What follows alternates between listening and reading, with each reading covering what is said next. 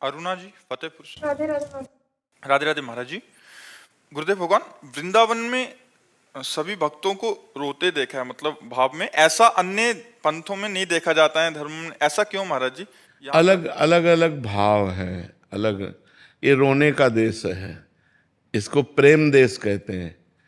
और प्रेम में यही थाती मिलती है, रोना, सिसकना, तड़पना, आहों की जागीर। ये प्रेम का स्वभाव होता है। अपने प्यारे के विषय में चिंतन करके या तो आनंद में रोना और या विरह में रोना, ये रोने का देश है। तो यहाँ जब भाव बढ़ता है तो आनंद अश्रु बहने लगते हैं, या तो फिर विरह अश्रु। दो प्रकार के आंसू होते हैं, एक आनंद के, मिलन के, और एक विरह के होते हैं। यहाँ के प्रेमियों में ये दो ही बातें देखी गई हैं। और नाम ले ले करके, पुकार पुकार करके, तड़प तड़प करके उनके लिए रोना, और मिल गए तो आनंद में रोना, आनंद में अश्रु प्रवाहित होते हैं।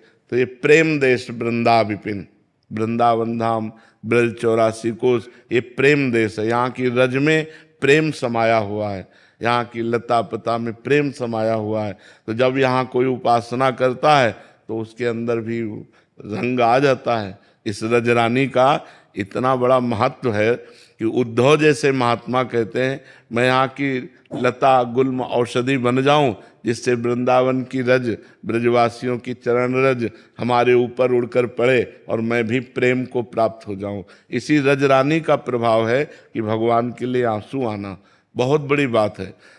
आंसू तो सबके आते हैं, कौन नहीं रोता, पर कोई अपने तन के लिए रोता है, कोई तन संबंधी के लिए रोता है, कोई धन के लिए रोता है। भगवान के लिए कोई रोए, अहो भाग्य, अहो भाग्य, धन्य भाग्य है।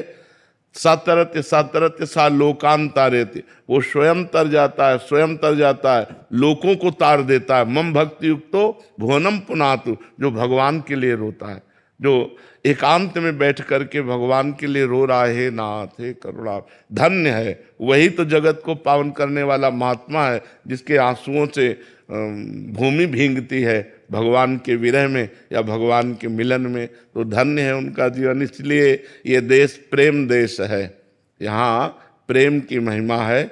ये साधना भूमि नहीं, ये सिद्ध भूमि है।